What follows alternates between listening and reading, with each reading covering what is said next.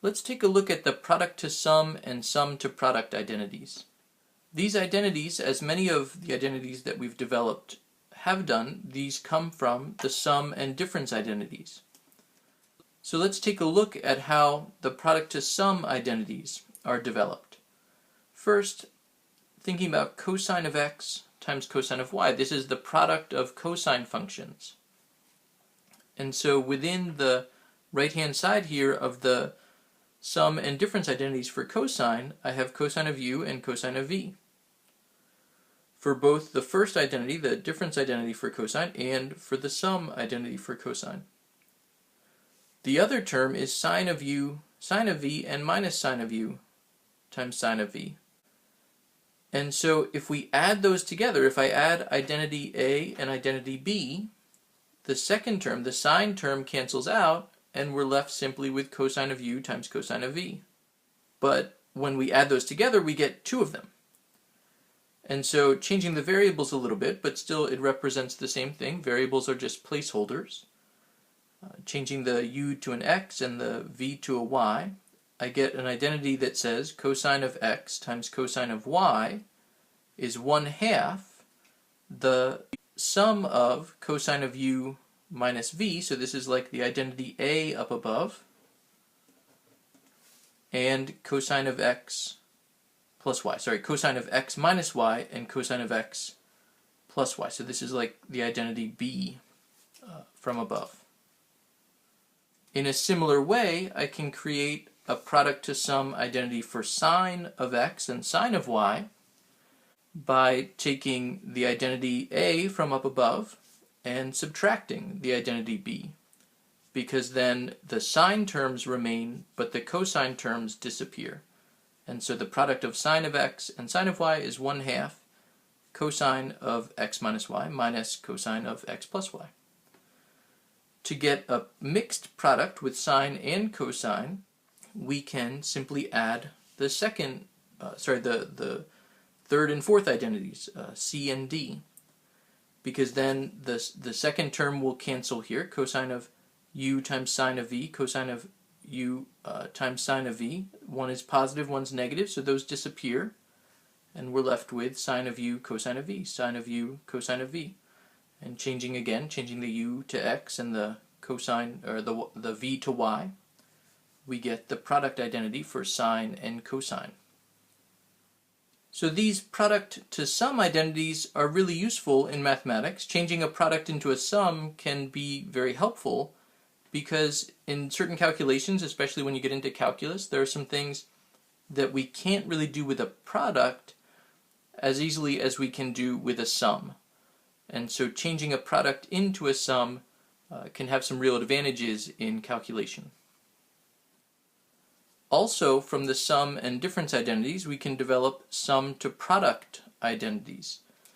To do this, it's a little bit trickier, but let me explain at least the setup of our first identity, sine of x plus sine of y. So what I want to do is think of sine of x plus sine of y in a kind of interesting way. I mentioned in an earlier video that sometimes adding a form of 0 can help us make progress in an identity, and that's the case here.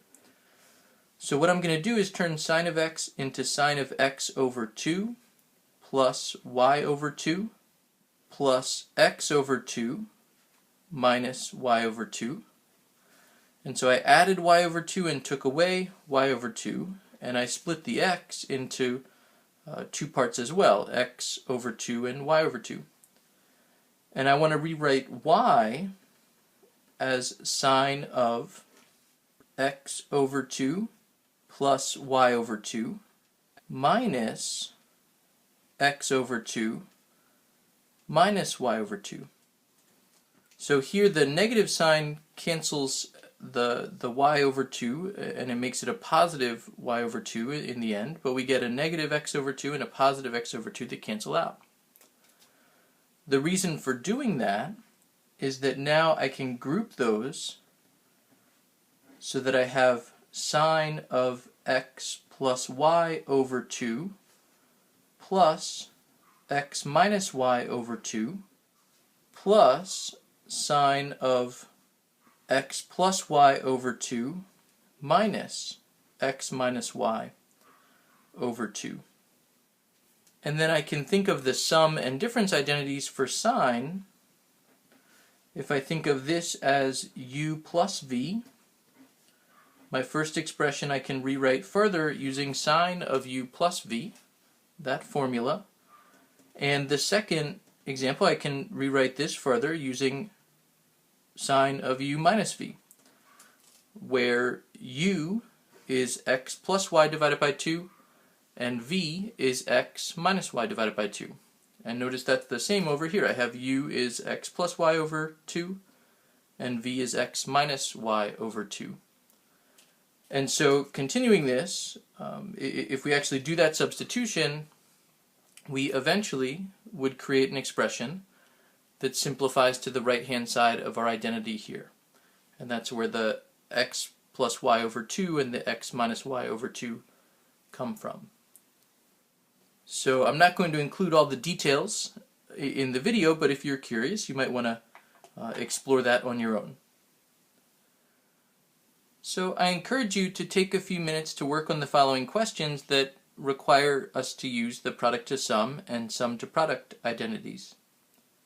In the first question, we're given a product, sine of 3x times cosine of 5x, and we'd like to rewrite that as a sum of trigonometric functions and simplify as needed or as possible. In the second example, we're given a sum, cosine of 7x plus cosine of 11x, and we're asked to turn that into a product. And of course, ideally we want to try to simplify then the result. So I encourage you to take a few minutes to work on those questions before clicking on the links that provide some answers. I hope you enjoyed the video. Thanks for watching.